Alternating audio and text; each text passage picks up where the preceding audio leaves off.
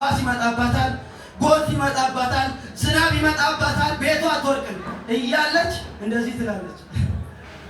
እንደዚህ ትቆማለችና ከጥቂት ቆይታ በኋላ እንደዚህ ትላለች። የዚህ ቤት ባለቤት ቤቱን ሊገባበት ወይም ደግሞ ፈጽሞ ሊሰራው ሲፈልግ ቤቱ አንዱ በኩል ተዋላቅቷል፣ በዛ ላይ ደግሞ ሊወድቅ ነው። ገብቶ እንዳይኖርበት የሆነ ወቅት ጭንቀት ትወድቅብኛለች ይላል። ውጪ ለሚያየውም ሰው እንደዚህ የተሻፈፈ ቤት ውስጥ ነው የሚገባው ይላል። እንዳያፈርሰው ደግሞ አይታችሁ እንደሆነ ቶሎ አትፈርስም። እንደዛ አይነት ቤት እንደተሻፈፈች ትቆያለች። ከዛን ይሄን የለፋበትን ያስባል። በክርስቶስ የማንጸና ከሆነ ህይወታችን እንደዛ ነው የሚሆነው። እንሻፈፋለን፣ ትንሽ ጋደም እንላለን። ከጊዜ በኋላ መውደቃችን የማይቀር ይሆናል። ልክ መጽሐፍ ቅዱሳችን ማቴዎስ ምዕራፍ 7 ላይ ሲናገር ይህንን ቃሌን ሰምቶ የማያደርገው ሰው ቤቱን በምን ላይ መሰረተ? ሰምቶ የሚያደርገው ሰው በምን ላይ የመሰረተ? በአለት ላይ የመሰረተ ሰው ይመስላል። ዝናብ መጣ፣ ጎርፍ መጣ፣ ንፋስም ነፈሰ፣ ያንን ቤት መታ። በአለት ላይ ስለቆመ ሊቆም ወደቀ እንዴ? በአለት ላይ ሲቆመ ሊወድቅ አልቻለም ይላል። ቀጥ ብሎ ቆመ። ኢየሱስ ጌታ ነው። ያው ዝናብ፣ ያው ጎርፍ፣ ያው ንፋስ በአለት በአሸዋ ላይ በቆመው የእግዚአብሔርን ቃል ሰምቶ በማይጸናበት ሰው ላይ መጣ። ያንንም ሰው ቤት መታ። ሲመታ ምን አለ ይላል? ወደቀ። አወዳደቁ ምን አለ ይላል? ታላቅ ሆነ ይላል። በሁለቱ መካከል ያለው ልዩነት ምንድነው? አንዱ የእግዚአብሔርን ቃል ሰምቶ በሰማው ቃል ጸንቶ በክርስቶስ ሲኖር፣ አንዱ ደግሞ በሰማው ቃል አይኖርም፣ ይረሳል። በሰማውና በክርስቶስ አይጸናም። ስለዚህ ሐዋርያው ጳውሎስ ምን ይላል? ስር ሰዳችሁ ታንጻችሁ በክርስቶስ ኢየሱስ ቁሙ ይላል። በትህትና እንደገና አጠገባችሁ ያለው ሰው ቁም በሉት እስቲ፣ አሜን በሉ እስቲ። ምክንያቱም የሚያንገዳግድ ነገር ይጠፋል የሚል ስብከት እኔ ኖርማል አይመስለኝም። ምክንያቱም መጽሐፍ ቅዱስ ማቴዎስ 6:33 ላይ በዓለም ሳላችሁ ምን አለባችሁ? መከራ አለባችሁ፣ ነገር ግን አይዟችሁ እኔ ምንን አሸንፌያለሁ? አለትን አሸንፌዋለሁ ይላል። አንዳንዴ በኑሮ ይመጣል፣ አንዳንዴ በጓደኛ ይመጣል፣ በተለያየ ነገር የሚገፋን የሚያንገዳግሉ ነገሮች ይመጣሉ። በዛን ሰዓት የምንጸናው ግን በምን ከቆምን? በአለቱ ላይ። እስቲ አሜን በሉ እስቲ። እጸናለሁ በሉ እስቲ። ችግር ቢበዛ በሉ፣ ፈተና ቢበዛ፣ ምድረ በዳ ቢበዛ፣ እኔ ግን በሉ እስቲ በክርስቶስ እጸናለሁ በሉ። በአለቴ ላይ እጸናለሁ በሉ። ኢየሱስ ጌታ ነው።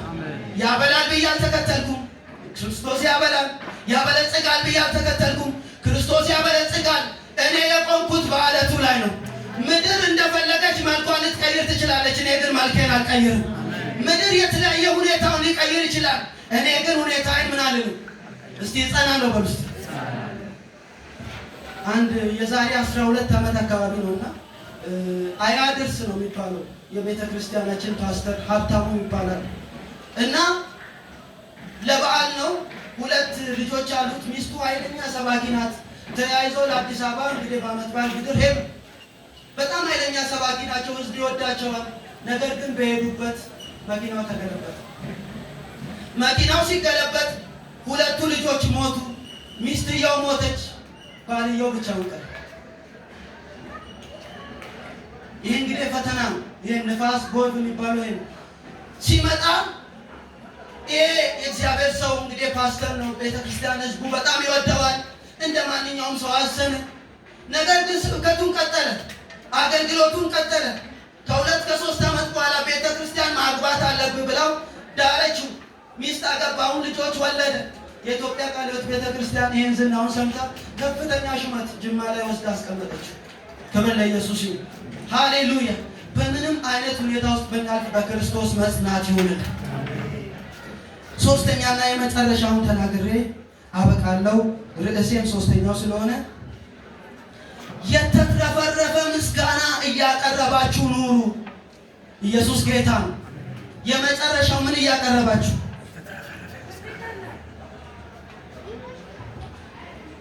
አዎ ምስጋናም ይብዛላችሁ የሚለው ቃል አዲሱ መደበኛ ትርጉም የተትረፈረፈ ምስጋና እያበዛችሁ ኑሩ። አሁንም እስቲ በትህትና አጠገባችሁ ያለውን ሰው የተትረፈረፈ ምስጋና እያቀረብክ ኑር በሉት። የተትረፈረፈ ምስጋና እያቀረብክ ኑር። ክብር ለኢየሱስ ይሁን። መዝሙር 34 ከቁጥር 1 ላይ እግዚአብሔርን ሁል ጊዜ ባርከዋለሁ ምስጋናውም ዘውትር በአፌ ነው። ይሄ ቃል እንግዲህ ብዙ ጊዜ ልንሰማ እንችላለን። እግዚአብሔርን ሁል ጊዜ መቼ ሁል ጊዜ ደስታ አለ፣ ሁል ጊዜ በረከት አለ፣ ሁል ጊዜ በረከት አለ፣ ሁል ጊዜ መክበር አለ። ነገር ግን በዚህ ስፍራ ላይ ምን ይላል? እግዚአብሔርን ስንት ጊዜ? ሁል ጊዜ ባርከዋለሁ ምስጋናውም ዘውትር ካፌ ምን አይልም አይለይም ይላል አዲሱ መደበኛ ትርጉም። ክብር ለኢየሱስ ይሁን። ሁል ጊዜ ባርከዋለሁ። በማለዳ ባርከዋለሁ፣ በሌሊት ባርከዋለሁ፣ በስራ ቦታ ባርከዋለሁ።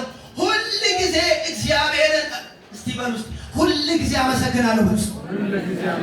ምስጋናውም ዘውትር ካፌ ምን አይልም አይጠፋም። ክብር ለኢየሱስ ይሁን። ሃሌሉያ።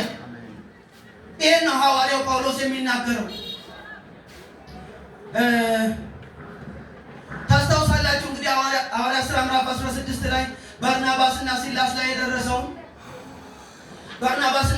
የደረሰውን ሁላችንም እናውቃለን። እንግዲህ ያው በከተማዋ ላይ ያለች አንዲት በእሷ ነግዶ በጣም የበለጸጉ ነበሩ። ያንን መንፈስ አባረረ። የትርፋቸው ምንጭ በተነካ ጊዜ ሐዋርያው ጳውሎስና ሲላስን ያዟቸው። መጽሐፍ ቅዱስ ሲናገር ልብሳቸውን ገፈው ምን አሏቸው ይላል? ገረፏቸው ይላል። ገርፈው በብዙ ከደበደቧቸው በኋላ ለወይኒ ቤት ጠባቂው ሰጧቸው ይላል። የወይኒ ቤት ጠባቂውም ወስዶ በእስር ቤት ላይ ምን አለው ይላል? ጣላቸው ይላል። ጣላቸው ካለ በኋላ እጃቸውንና እግራቸውን ከግንድ ጋር አጣብቆ ምን አላቸው? አሰራቸው፣ ጠረጋቸው ይላል። አስቡ እንግዲህ ልብስ ወጥቶ ተገርፎ ደም በደም ሆኖ በብዙ ተደብድቦ እግርና እጅ ታስሮ በወህኒ ቤት ሲቀመጡ እግዚአብሔርን በሌሊት በምን ያመሰግኑ ነበር? በዜማ ያመሰግኑ ነበር ይላል። ኮርድ አስተካክለው በዜማ ቅኔ ሰጥተው ቅላጼ ሰጥተው። ክብር ለኢየሱስ ይሁን። እግዚአብሔርን ምን ይሉት ነበረ? ያመሰግኑት ነበር። ሁል ጊዜ እግዚአብሔርን ማመስገን። ክብር ለኢየሱስ ይሁን። ሃሌሉያ። ዋው። ኤፌሶን 5:20 ላይ ሁል ጊዜ ስለ ሁሉ በጌታችን በኢየሱስ ክርስቶስ ስም አምላካችንና አባታችንን አመስግኑ። ሁል ጊዜ ስለምን? ስለ ሁሉ አባታችንና አምላካችንን እግዚአብሔርን ምን በሉ? አመስግኑ። ሁል ጊዜ ስለ ሁሉ። እስቲ ሁል ጊዜ በሉ። ስለ ሁሉ በሉ። እስቲ ስለ ሁሉ፣ ስለሆነው ነገር፣ ስላልሆነው ነገር፣ ስለተሳካው ነገር፣ ስላልተሳካው ነገር፣ ስለ ሁሉ አባታችንና አምላካችንን ምን በሉ? አመስግኑ ይላል። እግዚአብሔር አመስግኑኝ ሲል ምስጋና ጎሎት አይደለም። ወይም ደግሞ አመስግኑኝ ሲል ካላመሰገናችሁ እንደ ኮሮቲቻና እንደ ቃልቻ ገላችኋለሁ ብሎ አስፈርቶ አይደለም። የሚያስፈራራው ቃልቻ ነው፣ ኮሮቲቻ ነው፣ አዳልሞቲ ነው። ይሄን በግ ሰዋ፣ ይሄን በሬ ሰዋ፣ ይሄን እንትን ሰዋ። ካልሰዋክስ አንደኛው ልጅ የለም ወይ ስራክ ላይ የሆነ ነገር የለም። የሆነ ነገር በቃ ይሄን ነገር አድርግ የተባለው ይመታል። የኛ አምላክ ግን ይሄ አይደለም። በእኛ ለመመለክ ወደደ፣ ለእኛ ለመመስገን ወደደ። እግዚአብሔር ከምድር ላይ ካሉ አሕዛቦች ይልቅ እናንተ እኔን አመስግኑኝ፣ እናንተ እኔን አክብሩኝ ብሎ መረጠ። እስቲ ይህን ጌታ እንዴት ታመሰግናለህ?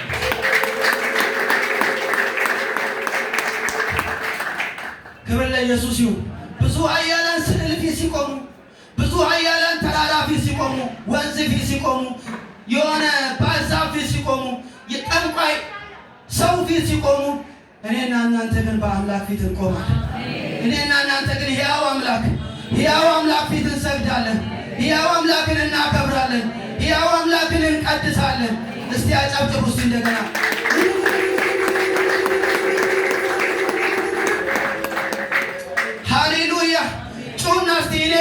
የምናመልከው አምላክ ሕያው ነው በሉ እስቲ። ራሴ ካቲያ ሊባኖስ ፓራዳ ባጃኒያ እስቲ አንሱ እንደገና እስቲ እኔ የማመልከው አምላክ ሕያው ነው በሉ እስቲ። የሚሰማ አምላክ፣ የሚመልስ አምላክ፣ የሚያድን የሚታደግ፣ የማይጥል የማይተው የዘላለም አምላክ እናመልካለን። ሃሌሉያ። ጨረቃን አናመልክም፣ ጨረቃን የፈጠረውን እናመልካለን። ፍጥረቱን አናመልክም፣ ፍጥረቱን የፈጠረውን እናመልካለን። ከጊዜ በኋላ የሚሞተውን አናመልክም። ሁሉ ሲሞቱ ለዘላለም የዓመታቱ ቁጥር የማያልቅ የዘመናቱ ቁጥር የማያልቅ አልፋ የሆነውን ኦሜጋ የሆነውን ፊተኛ የሆነውን መጨረሻ የሆነውን እሱን አመልከዋለሁ፣ እሱን አመሰግነዋለሁ። በእኔ አላፈረምና እኔም ላመሰግነው ዝም አልልም። እኔ ማን ነኝ? ቤቴስ ምንድነው?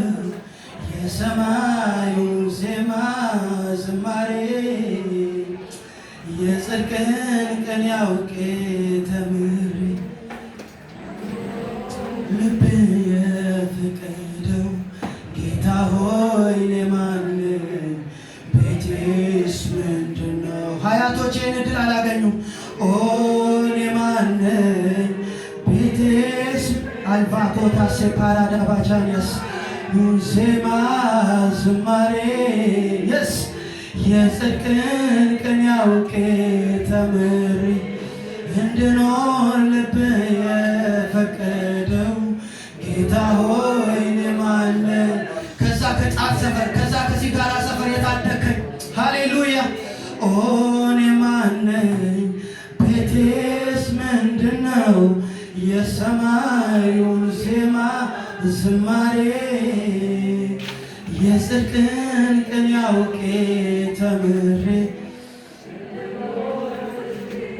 ሃሌሉያ።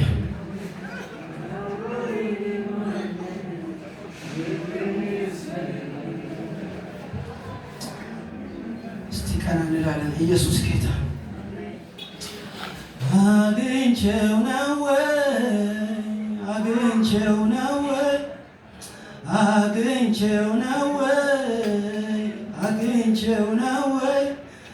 እድለው እድለው አንተን ማምለክ መዘመር። አጨብጭቡ እስቲ ለጌታ ክብር ለኢየሱስ ይሁን። እግዚአብሔርን በብዙ መንገድ ልናመሰግን እንችላለን፣ ግን ሶስት ነገር እናገራለሁ። እግዚአብሔርን የምናመሰግንባቸው ሶስት ምክንያቶች። ይህንን ተናግሬ ያበቃለሁ።